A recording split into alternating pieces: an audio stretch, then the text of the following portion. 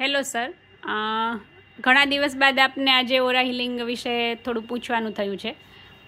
મારો પ્રશ્ન એ છે કે ઓરા હિલિંગ કે રીડિંગ આપ જે કહો છો એ શું ખરેખર સાયન્ટિફિક મેથડ છે?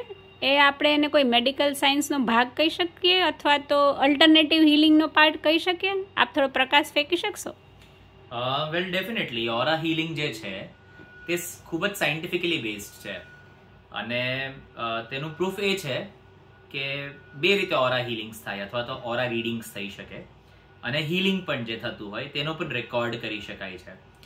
એક જર્મન કેમેરા આવે છે જેને ક્રિલિયન કેમેરાસ કહેવાતા હોય છે અને તેની અંદર એ જે કોઈ પણ વ્યક્તિનો કે ઓબ્જેક્ટનો કે જગ્યાનો જે ઓરા છે તેને ખૂબ જ સરસ રીતે રીડ કરી શકાય છે. એટલે કે તે કેમેરામાં એવા ઇલેક્ટ્રોમેગ્નેટિક રેડિયેશન્સને સ્ટડી કરવાની એ રીતની ટેકનોલોજી છે કે જેના દ્વારા આપણે તે જગ્યા, વ્યક્તિ અથવા તો ઓબ્જેક્ટ્સના કલર્સ જોઈ શકાય અને તે કલર્સના પ્રમાણે તેના ઇન્ટરપ્રિટેશન્સ કરી શકાય અને તેના પછી જ્યારે પણ એ હીલિંગ કરવામાં આવે અને ત્યાર પછીના જે પણ પરિણામ આવે તે બેઉને કમ્પેર કરીને આપણે એને સાયન્ટિફિકલી પ્રૂફ કરી શકીએ છીએ.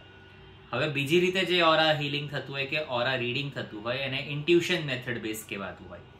એટલે એને સાયન્ટિફિકલી કોઈ પણ વ્યક્તિને જો હીલિંગ આપવામાં આવે તો સૌથી પહેલું તો એનું પરિણામ જે છે તે સિમ્ટમેટિક રિલીફ, એટલે કે એમને જે પણ સિમ્ટમ્સ હોય અને તેના જે પણ ઇશ્યુઝ હોય એમાં તેને જે પરિણામ મળ્યું હોય કે જે પણ ફાયદા મળ્યા હોય તે વ્યક્તિ આપણને પોતે જ કહે છે.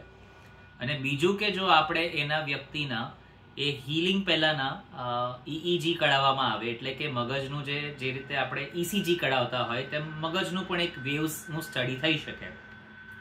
તો હીલિંગ પહેલા અને હીલિંગ પછી તે બે જ પરિણામને આપણે કમ્પેર કરી શકાય છે.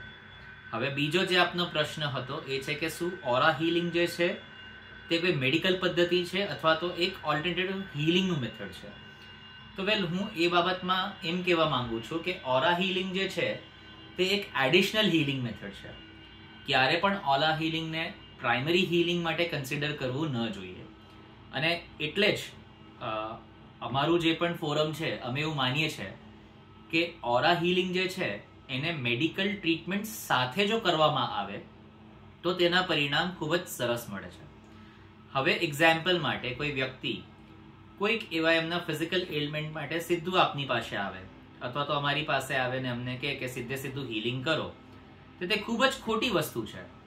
કારણ કે જ્યાં સુધી તેના મેડિકલ કન્ડિશન્સના માટે અમે અવેર નથી ત્યાં સુધી સીધું હીલિંગ કરવું તો તેના માટે લાઈફ થ્રેટનિંગ એટલે કે જીવલેણ થઈ શકે છે.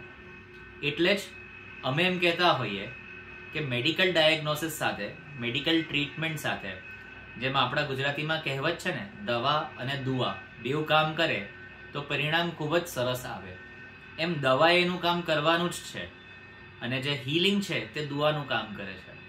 એટલે બેઉ જો હાથોહાથ ચાલે તો પરિણામ ખૂબ જ જલ્દી મળે, સારા મળે અને તે વ્યક્તિના હીલિંગમાં એટલે કે તેના જે રૂહ જવાની જે પ્રક્રિયા છે કે કોઈ પણ બીમારી છે તેનાથી તેને જલ્દી છુટકારો મળી શકે છે.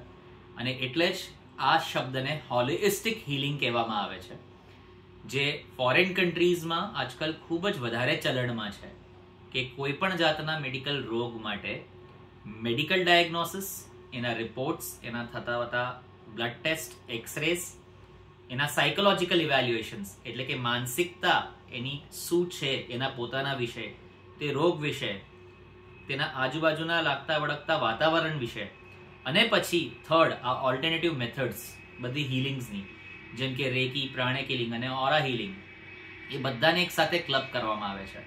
અને આપને જાણીને ખૂબ જ આશ્ચર્ય થશે કે યુનાઇટેડ કિંગડમમાં આના માટે સ્પેશિયલી ગવર્મેન્ટ પોસ્ટ ઓપન થાય છે કે જેમાં ગવર્મેન્ટ હોસ્પિટલ્સમાં દર્દીઓની સારવાર કરવા માટે ડોક્ટરો સાથે સાથે આ રીતના હીલર્સને પણ અપોઇન્ટ કરવામાં આવે છે. Thank you.